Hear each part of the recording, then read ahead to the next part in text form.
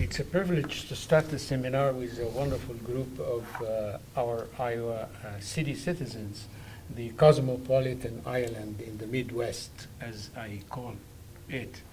And I know we have Joseph Dobrian here. He calls it something else, and you will see now in your novels. You describe Iowa City somehow being this atmosphere, this island. So we actually enjoy all this multicultural atmosphere in Iowa City. And part of our privilege living here that we are exposed to all walks of life and all accents and all languages and all religions, all colors and everything. And the heart of Iowa City tonight is with the people of Nepal, who were the victims of disaster that's unprecedented in history. When the most peaceful, beautiful country in the world becomes full of blood and pieces of human beings and children without homes suddenly.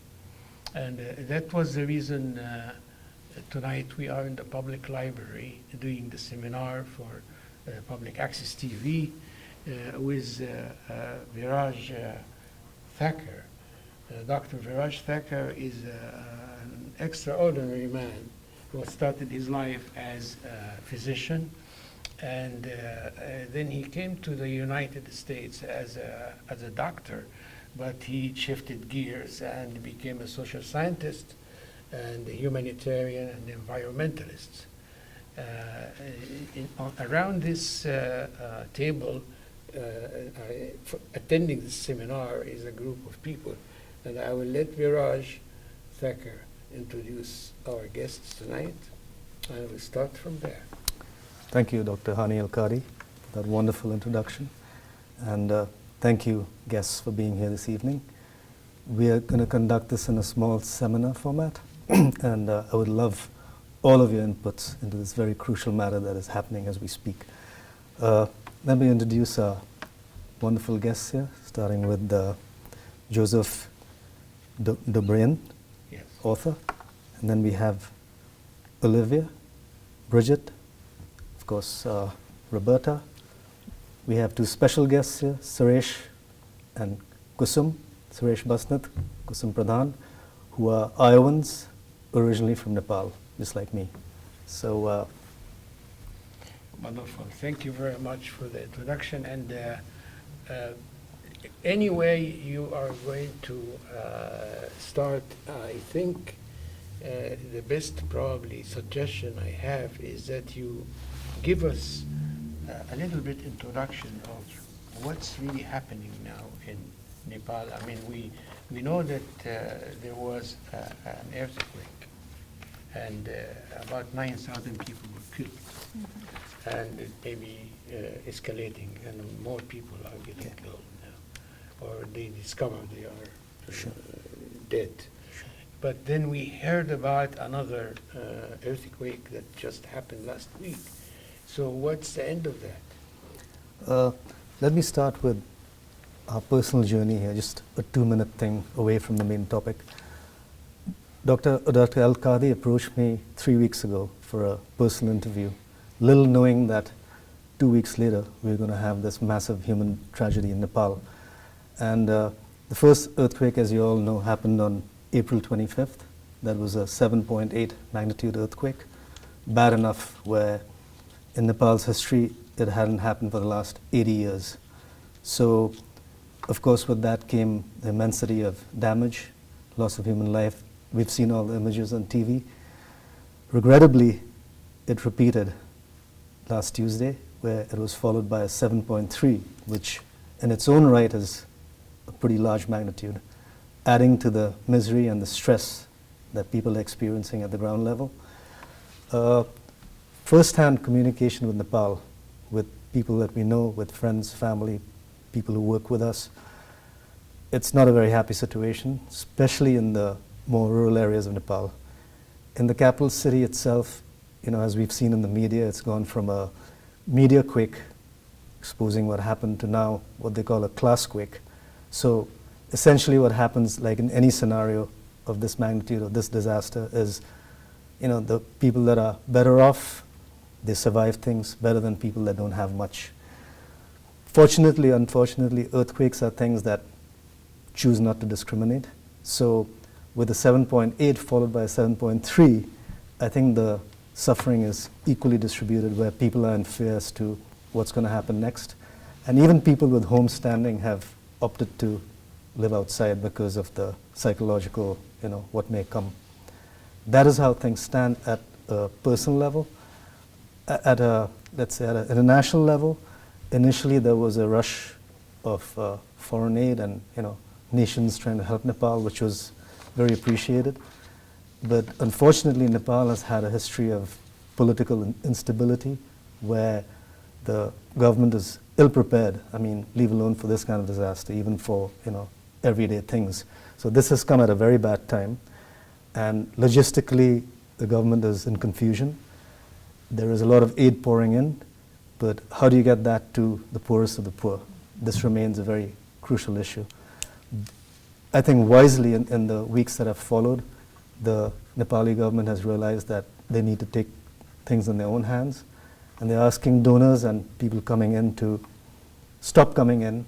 They're thankful for the aid, but to give them a chance now to do their own thing, which I think is quite understandable given the circumstances.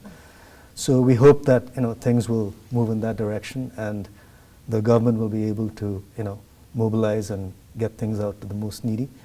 In the meanwhile, Nepalis are quite an ingenious, tough lot, I would say, where they are taking action at the ground level and coming together.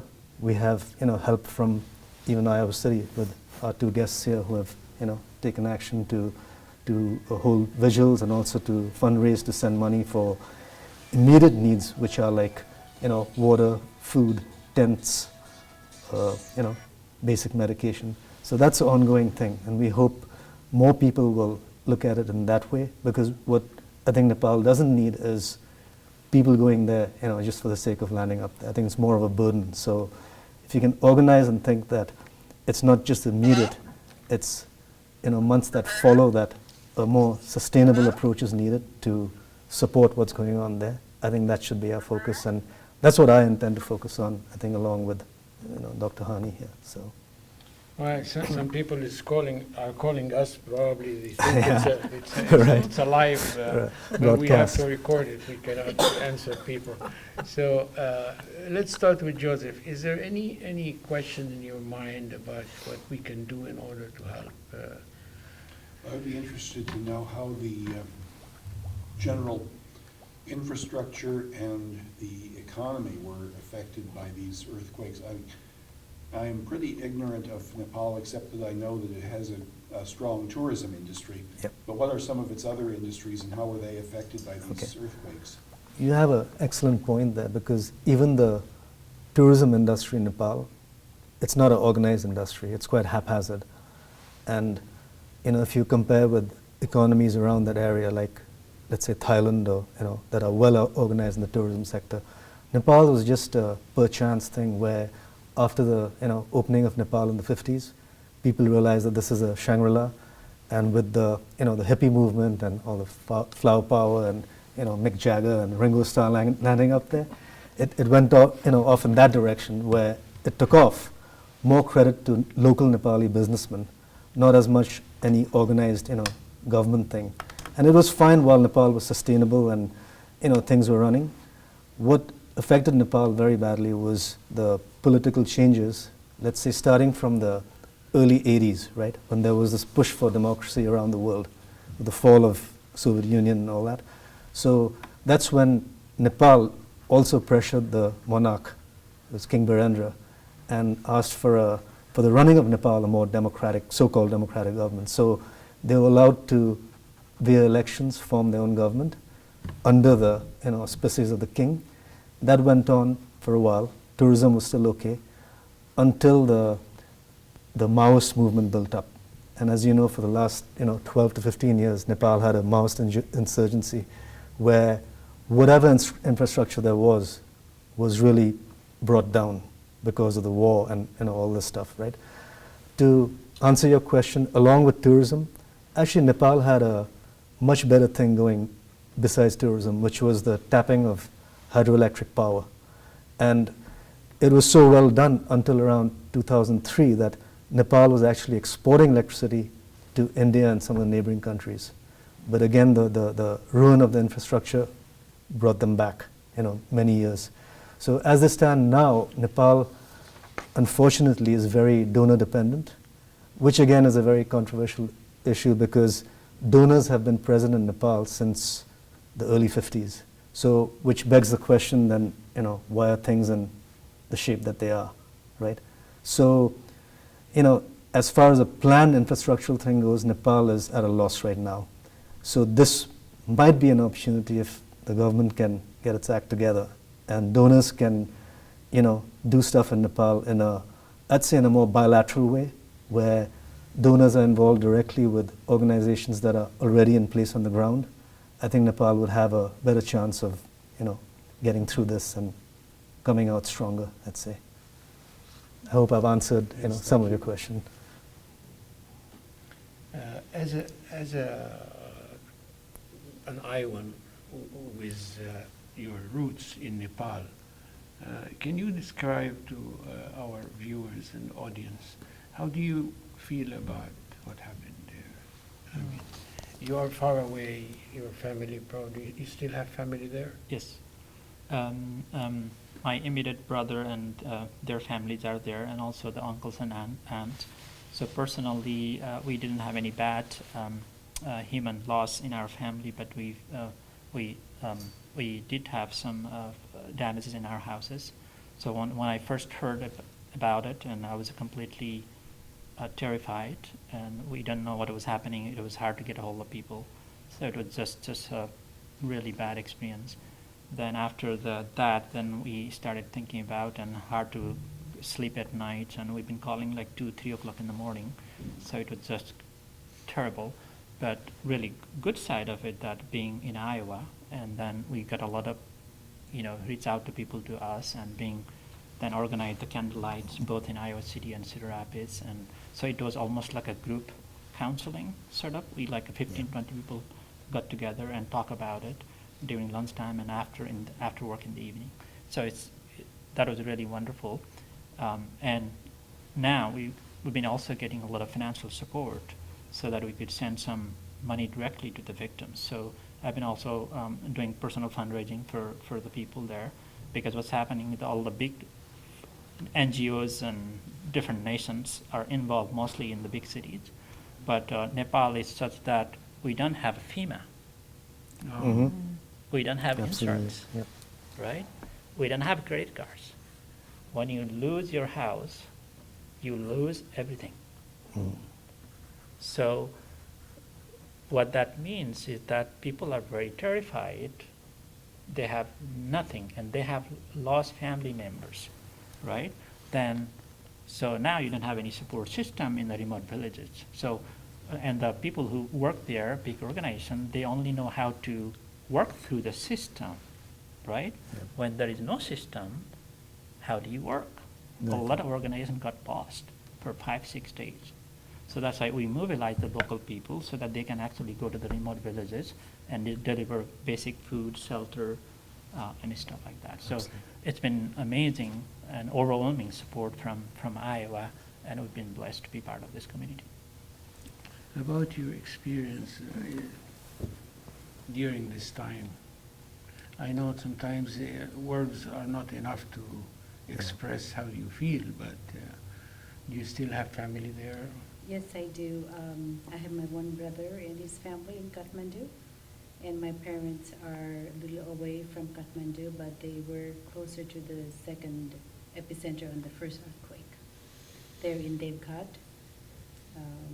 They're closer to Narayani River, and they are older. They are in their 80s, and they definitely were thrown away in their room when the earthquake came. And fortunately, as being at their old age, they didn't break any bones, like Mhm. I hear a lot of people do Right. from just falling down.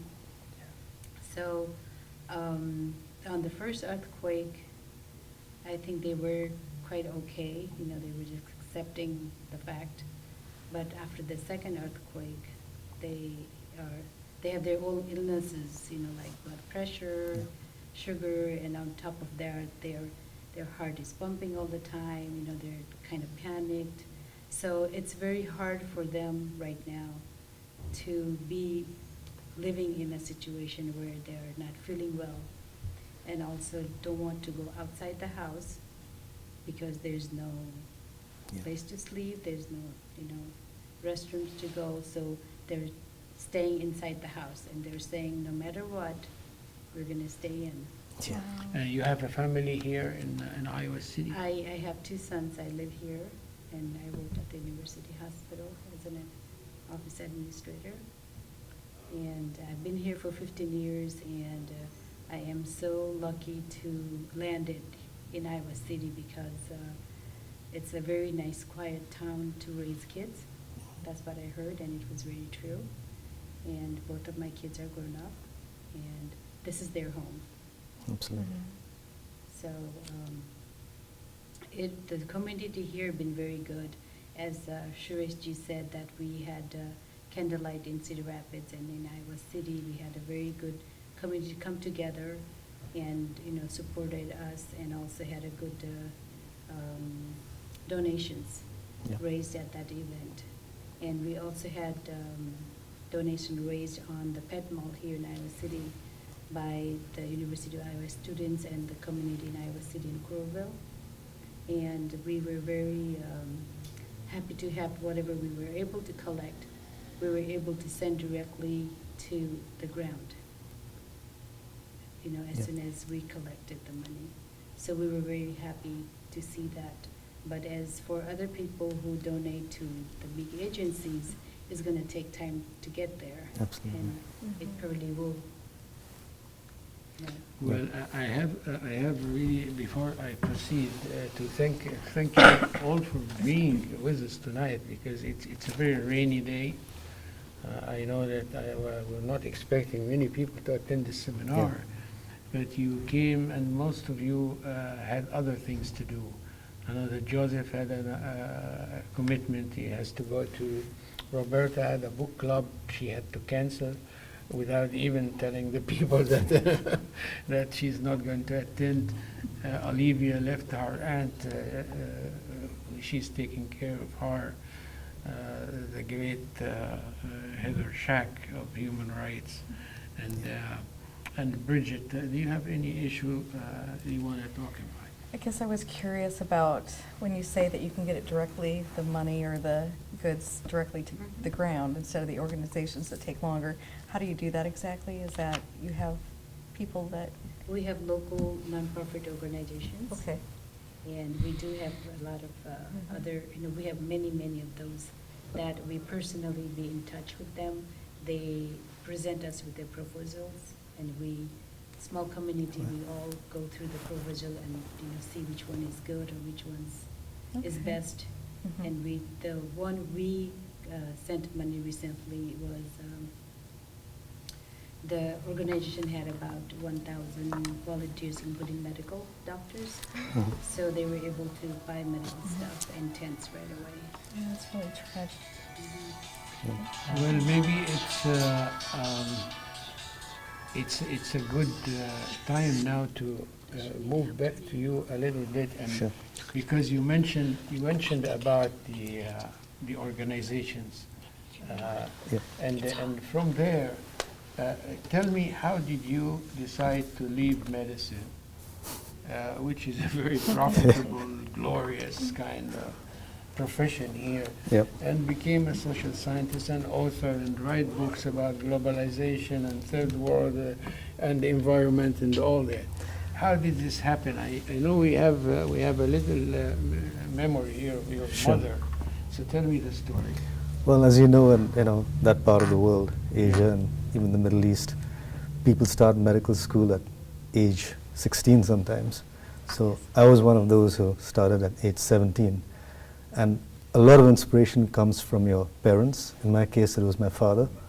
And we still thought of medicine in those days as being a noble profession, and given the fact that you lived in Nepal, India, you wanted to make an impact. So I was off to medical school at 17, getting done by 21, as a full-fledged, practicing doctor seems unimaginable. But it also happened that it was around that time that I lost my father. So a lot of my inspiration was, let's say, sidetracked. And so I wanted to refocus and somehow wanted to get out of India, Nepal. I just, I had to do my own thing. And my mom was okay with that. And in an age where there was no computer or email or, Twitter or fax, I managed to get myself into the University of Vienna Medical School as a transfer. So, I felt pretty good about that. Of course, I had to also study a little bit in German, which wasn't all that pleasant, but following that, London, and then I landed in New York for a brief vacation, 3 months, and that's when I think I decided to change gears, because in the meanwhile, my mom had taken up, her own thing and started Manushi for Sustainable Development, and so I kind of focused on the humanitarian aspect and said that, okay, you don't have to be a doctor to serve humanity. There are other ways also, right? And thinking about my mom and somehow working with her someday. So I land in Iowa, just on a exploring mission, and Luther College tells me, come on in, we'll pay for everything. You already have so many majors, right? Obviously, I'd finished medical school, so, that's how the whole thing started. And then So you were exempted from many courses? I was given, major in biology, major in biochemistry, major in whatever, right? So I just did other things too, in the meanwhile, I was pursuing getting back into the medical thing here. At that time, there were quite a lot of obstacles where certain requirements had to be met, and it was much more fussy then. And I think I had my share of dealing with, bureaucratic impediments. So I said, I'm just going to switch gears and go into something else and hope to, take it to the top somehow and combine forces with my mother. And luckily, over the years that somehow happened, and this is, I think, all come together. You went to Luther College, you got your BA, and Yeah. then you got your master's from the University of Northern Iowa, Iowa State University. Iowa State Yes. University, and then after that, you went to Australia to get your Yeah, after PhD. that, I put in a year and a half working in Nepal with my mother, managed to crank out another book, and then that experience, I think, helped in having the University of Adelaide, almost like you put it in the article, invite me and say, we'll give you a full ride if you come. So that's how it all went. And when I look back, I don't think I've lost out on anything. I think I've gained much more from splitting away and focusing on the world, let's say. So I know that your mom has been all over the world. She has been recognized by the United Nations, Yeah. by the King of Nepal, yes, and as well as by the British. yeah. Uh, Yeah, my mom was fortunate because as she progressed with her organization, it came into the public eye. And then back in 2000 is when the last king of Nepal, King Yanendra, invited her to join what they call the King Mahendra Conservation Trust, which, to her credit, she never speak about it. I only came to know about all this at her funeral, that she was rubbing shoulders with Prince Charles and the Duke of Edinburgh and Queen Noor, and my mom never spoke about it. She preferred working in the villages, with the people, right? So given all that, I feel that after her passing, I felt a inner urge to continue her work. So we've been trying to set up the Prabhat Thakur Memorial Trust, and I think the earthquake has come at a time where it gives us added purpose now to make a difference. Now, who's taking our place in Nepal now? Yeah, so we have a very loyal friend as well as a person who was involved with Manushi for the last 25 years, Mr. Devendraj Sharma, who also happens to be an advocate in the Supreme Court of Nepal.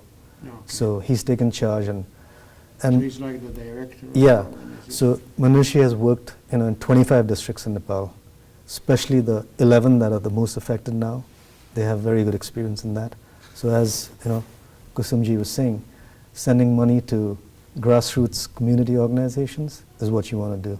So similarly, we haven't fundraised, but I tell people if you want to give something, write to the chairperson, and he'll tell you how to go about it, and he'll show you. It'll be transparent, exactly from where your dollars go to, what it's being used for. So, and I think that's the way to go. Roberta, do you have any question for Biraj or our Not right honorable now, guests here? Raj. No I problem. I don't know enough to ask No, that's fine. a That's fine, yeah. question, That's but fine. I'm glad to learn all about I this. appreciate that. That is, yeah. Olivia, would you like to ask any question? I don't have a question at this time. Any other questions, Joseph, before? I have to take off, actually. Okay. That was interesting. It was a pleasure to have you. Yeah. And I wish you the best. Thank you. Thank you for coming. So, continuing our seminar, I would like to again invite you to tell our audience in general, what is the best way of helping Yeah. now, Um, in your view, because a person who is now watching public access TV, our director here, Mr. Joshua, Yeah. is with us, and would like to participate somehow, would like to Sure. help. What Um, is the best way? Sure. In my view, I think people can help three different ways. First, sending the prayers and positive thoughts. Human being always can feel the positivity even though we are 7,600 miles away.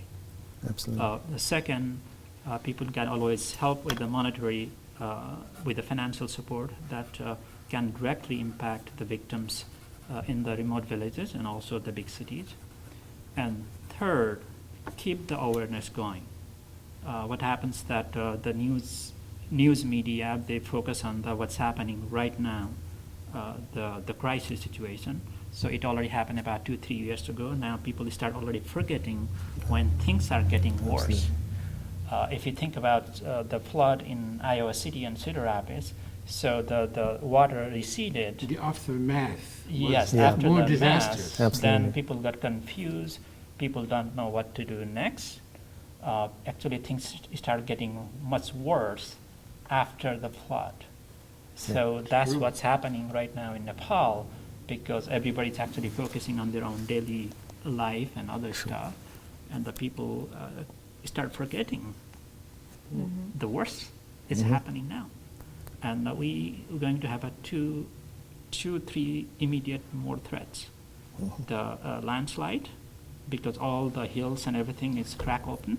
Now monsoon is approaching Monsoon in is- about less than a month. So then the flood and the road will be destructed much more. Yep. So we are looking at the short-term, very immediate relief effort versus within a month, then the monsoon is coming, right? So it will be raining every day for sometime a week or 2 weeks, and all the cracked open hills and, farmers, everything. So there will be huge, massive disaster again. So hopefully it will not happen, but the possibility is very high. It's a very good point, because when I put forward to people saying, would you prefer it was in the winter?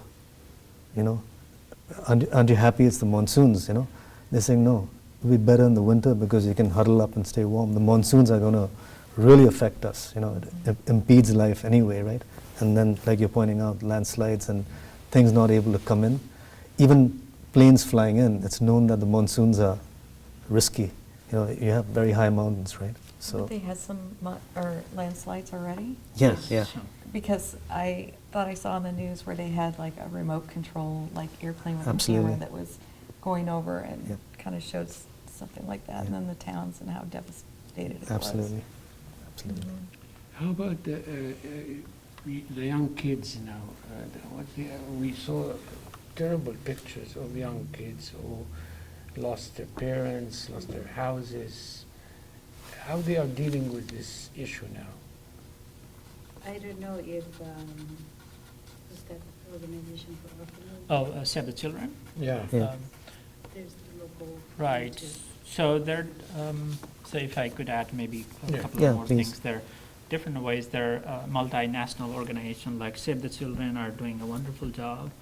Then also we have a lot of orphanages center locally working to track where the children are, and And one organization is some of the actually management and the people who are running the orphanages, they were destroyed. So the children were, most of them were saved, but the management was mostly destroyed.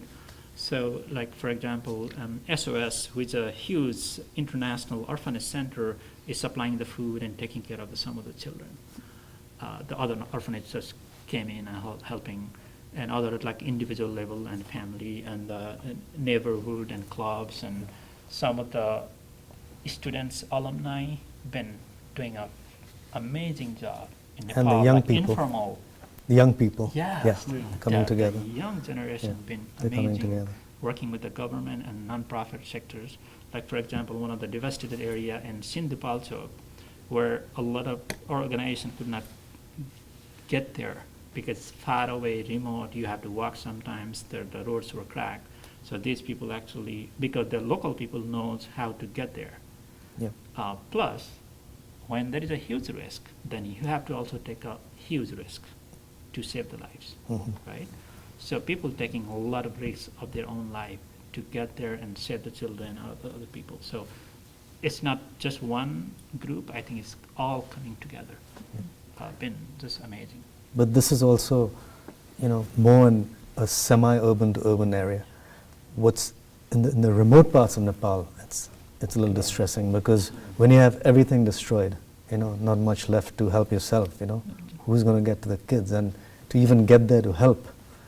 It's I think in all of this I'll also add that Facebook has been a fantastic tool because sometimes you're sitting there and a person I know is Facebook has going through the quake as we speak, right? Yes. And they're writing saying this is what we're feeling, and I see images of some of my own people that I know from Manushi have gone into remote areas, taking a lot of pictures. I posted some on the page today. Right. The kids are still smiling somehow, but you can just imagine what the conditions are and how they're managing to stay afloat. Let's say. I have visited the Indian subcontinent, and of course I have my own fascination with the place. But I have noticed that in Nepal, in particular, people have such enormous national pride. Yeah. Well, they are surrounded by China, big guy up there, and India, big guy down there. And they are like independent, and Mhm. they kept independence in face of the British Empire even. Yep. You see, it was the only probably the only only one not the only colonized. independent, Yeah. surrounded by all those Yeah. giants, I mean, cultures. they refused to be colonized because Yeah. when the British tried, right, they fought them off, and then both parties realized that the British wanted cooler climes because they were on the hot plains of India, right, and Nepal was trying to find a way of saying, okay, we're fierce enough that we'll keep fighting you, so why don't you take our soldiers to fight in your army and then stay away from us, and we'll give you these nice cooler lands, okay? So it's in that process that places like the famous Darjeeling, they came about because India didn't have the mountains, it was all Nepal. Nepal actually gifted them these mountainous areas. So, and I mean, if it's any testimony to the pride, that's how you have a flag that's like no other, I guess. So tell me now Nepal, can you simplify to our audience and our viewers, where does Nepal, where it is located vis-a-vis India, China, Tibet, Sure. and all that? Sure. Just give me the borders. of Yes. Nepal. So Nepal is just in a description. It's more like a carrot between two rocks. Okay. So one on the north side of the China and Tibet, and on the south is in India. So it's been good and sort of not so good, becoming such a in between, such a powerful, and each side has over $1 billion of population also. But despite all of this, Nepal has been, and the people of Nepal has been very hardworking and also very welcoming. Yeah. I think that what really attracts people from abroad to Nepal. Also, of course, the Mount Everest, the home of Mount Everest, and also the home of Lord Buddha. It became a center of, it's a mecca of spirituality, Right. and also the natural beauty. I think all of this actually brings Absolutely. people to Nepal. If you So, got that one picture on your point on Facebook, there was this picture of a British or French journalist who landed up and taking pictures of the quake, house fallen, and he's with this older lady who saw that. And what's written there is that in the midst of all this, the old woman's telling him, when you're done shooting, come to my home and have lunch. Her home is all, but there's that kind of warmth and, Suresh was Come to saying, the yeah, rebels, huh? whatever I have is yours, It's that kind of thinking which is So- commendable. So, Yeah. Biraj, do you think that there would be a revival for the tourist industry? Because, as Joseph mentioned before, and Nepal really relied a lot on the people coming to this place either for spiritual kind Yeah. of purification, or sometimes even we had a person here, a doctor in Iowa City, who was going. He had the world record in Yeah. climbing Mount Everest. I don't remember his name, but he used to work for the Mercy Hospital here in Iowa City. So people go there either for touristic reasons, for spiritual reasons. Do you think that this will maybe soon coming back so that we can help the people by inviting people to go visit Yeah. and have Sure. fun there? It's a beautiful nature, Yeah. beautiful country, very welcoming, as you said, very peaceful. I think as our discussion has revealed, there is a lot of infrastructural input that has to go in, especially with tourism. If you want to be moving around in those areas, like Suresh pointed out, the roads, all that. Once the initial input, brings things back to normal, let's say, which might be up to a year, I think that Nepal would be wise to use foreign help, foreign aid to build some of that infrastructure towards tourism. It's unfortunate that when this happened, they had actually come to that point where they were starting to take stock of tourism in a more logical, formatted kind of a way. And then we had inputs like from the Japanese who, like you pointed out with the birthplace of Buddha, they developed that area and were bringing in a lot of tourists there, through ecotourism as well as pure, pilgrimage, let's say. So they can focus more on that kind of thing and build on the ecotourism and those kind of inputs. Tourism always was an income earner for the poor local people up in the mountains. That was a huge source of income for them. So in Nepal, you're talking where it was a unique thing. If you went as a tourist and a trekker, you're in this remote area and you have a little tea shop.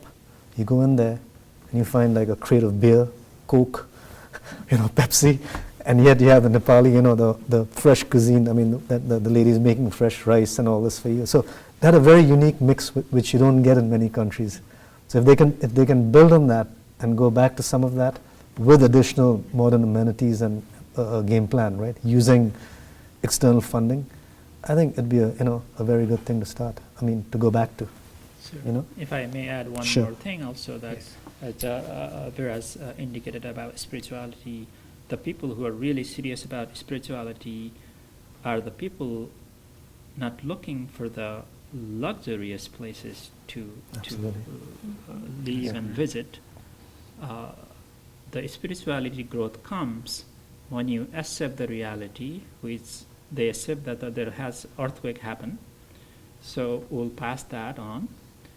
Then the next stage will be actually be in that place where destruction already happened. Mhm. Then that's the best place to actually grow spiritually. Absolutely. Spirituality Yeah. is not about Yeah. giving you all Luxury, the it's- comfort yeah. Right. and about air condition and exactly. all the everything you have. Actually, that will increase your ego and destroy your spirituality. The So- monks live in the most difficult. Yeah, Yes. absolutely. They do. Absolutely. Yeah. Yeah. So to grow as a person, you have to live in a very basic needs Mhm. where you are surrounded by the suffering. That's where you can actually grow spiritually. Right. I think it will Absolutely be an agree. even more meaningful place for people to visit and actually practice spirituality. You know, it's a time for you to contemplate and Yep. meditate and Yes. everything. You know, on that point of Suresh, I'm reminded of my dear mother. So we used to always tease her because she'd be invited to these big conferences, and she would always choose to sleep on the floor. Okay, why? Because Yeah. she had moved around so much in the hills, you know, dealing with Yeah. people, that she just couldn't see herself soaking in that over luxury. So that's a very good point, because you know you almost have to like imbibe this kind of feeling to work in these areas, and to think about humanity at large. Otherwise, the problem with the donors has been that over the years, one industry that really grew in Nepal, especially in Kathmandu, was the five-star hotel industry, because donor aid became conferencing, lunches, Swimming pool. yeah, big SUVs, nothing going out to the main. So we have to watch out for these kind of imbalances in Nepal. It's So one of the projects I'm working with other people right now is that very remote area. So earthquake happened, so they don't even have a tent yet. mhm. So they've been sleeping outside. So we are coordinating to provide tents for 62 families, so equivalent about 400 people. Basically, they lost everything. But still, when I talk to them, they're so positive. Yeah, that is It's true. amazing. That is very true. I mean, they feel like nothing happened in a Yeah. way. And we are the one who are Resilience. Yeah, kind of, resilience is- Yeah, it's strength. Well, and Resilience, strength, yeah, You embrace and also a Yeah. sense of fate. yeah. I mean, you can't always say that. Where's FEMA? We were destined to face this, so you have to Yeah. accept it, right? What more can you do? Well, So- you see, I was watching one of those episodes on TV, The House of Cards. yeah, Anybody saw it? Kevin Spacey is playing President of the United States. And so he would come down stairs to have his meeting with his cabinet, right? And the entourage invited the monks from the Himalayas to come Yeah. and do the mandalas. And he says, what those people are doing there? They're not answering me. And the guy said, they are monks. They are busy because these are little Yeah. sand pieces Absolutely. are to put together Yeah. in order to design this beautiful mandala. Yes. So then the episode keeps going for an hour, and the events come after another, and then eventually he comes one day and he said, "Where are the monks?" And they said, "Oh, they left." So where is the mandala? yeah, They destroyed it. And he said, after all this time, they are lying on their faces, with one sand piece at a time. And they said, yeah, because there is no permanence. Yes. Yeah. Yes. There is no permanence. absolutely. That's the idea. Yep. They are teaching you a lesson, Mr. President, that you are here for, Yep. but then you're gone, It was very good, and this is picked up from the Himalayas, Yep. implemented today in a Netflix series about presidency to teach us a lesson. Absolutely. It's amazing. I mean, Yeah. look at the earthquake, destroying 2,500, Yeah. 3,000-year-old cities. I mean, we always think that they're going to be around forever, right? But that is it. In the end, you carry it in your heart, like you've appropriately said, Ani. So that's the. As we approaching the end, anybody has any further comments? Yeah, Well, please. I just wanted to say a little more about the future of Nepal. Please do, Sure. please do. We Um, still have, according to our time, we still have about 10 minutes or so. Yep. So for anything new to come, the old has to come down. So I'm thinking, all this destroying, everything is happening is to have, because the new thing wants to come out. No. So I'm hoping something new is coming out, Rebirth. rebirth. Absolutely. And same thing with the spirituality and also countries' economic Mhm. and political Mhm. situations. People Absolutely. are being more aware and they're coming out to speak. Yeah. Right now, I see more people speaking about it. Yeah. Protesting politicians. True. We see that in the Facebook. Of course, I'm not in the country to know physically, but that's how we find out. Yep. So same thing with tourism. I think once this country is rebuilt with everybody's help, it will have a new face, Mhm. and it will be ready to welcome all the tourists and all the guests coming in. Absolutely. Well, before you finish your statement there, I would like to ask you a question. You're working in the university hospital, where we have, the one of the biggest hospitals in the world, not only in the United States. Did you feel that physicians are talking about this? They are discussing ways of helping. I wish I could see more of that.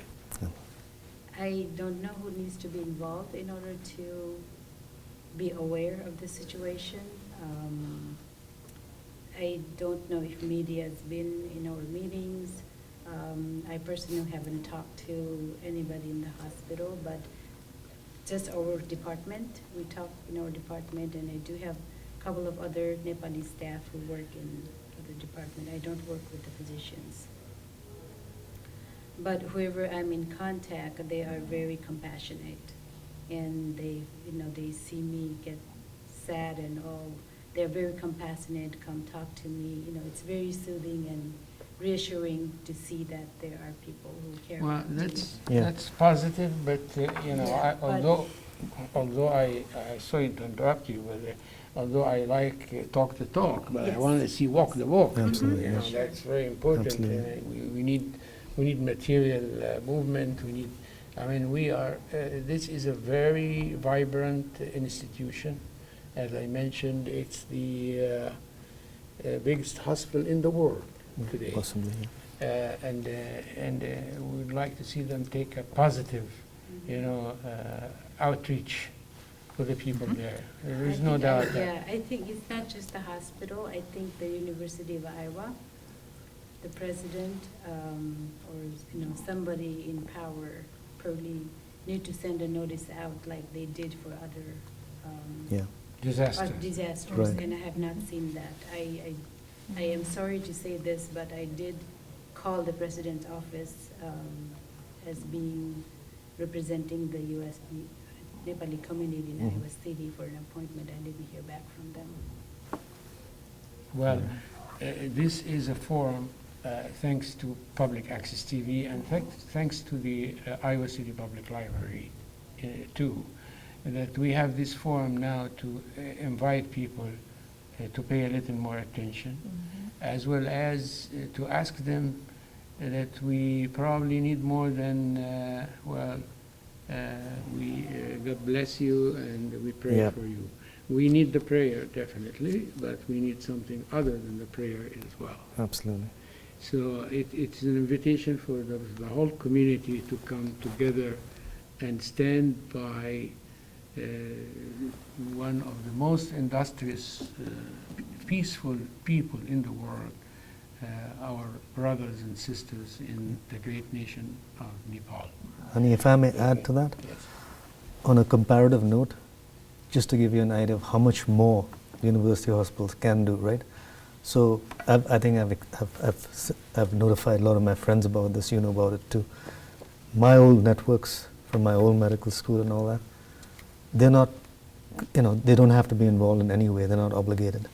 But people that were 20 years my junior, I don't even know, right, got in touch with me through the worldwide alumnus networks and said, how can we help Nepal? So from the original medical school, they sent a team of 6 doctors that have been in Nepal for the last 2.5 weeks, have covered 5,000 places in the most drastic areas, Dolkha, and they're back now. So, there's a lot more that can be done from here. Yes. But, Yes. and I give you a lot of credit for activating whatever you've done, because it's a very rare thing, believe me. And we are more than happy to work with you and, further this whole thing to the advantage of humanity. Although I have been on the screen for more than 20 years, talking in many programs and writing in the paper for many, many years, yet I still find myself the good old doctor who is feeling as a physician, Yep. and I lived all my life, most of my life as a physician. working for the United Nations in areas of disaster and famine and epidemics and all that. I feel that that's where the call is. That's where you have to be. We can make money, but again, a reminder of the mandala, Yeah. The money can go like the mandala. Absolutely. In 1 second with a brush comes, boom. that remove all the sand away True. from the earth, and it becomes barren again and Absolutely. bare. So it's an invitation for the people to come and get their heartbeats as well as their efforts with us. Absolutely. At the outset, I would like to thank you very much for being here, for the time you devoted, for you canceling your commitments and all this to attend here and learn something from our honorable guests here. We actually benefit a lot from you, Bridget, and from you leaving your patient waiting and feeling that you're doing something again for humanity as you do every Every moment day, of your yeah. life, Olivia. Thank you all very much, Thank you. Thank you. and have a good night. Thank you, Joshua, for running this program and directing. Absolutely. Thank you.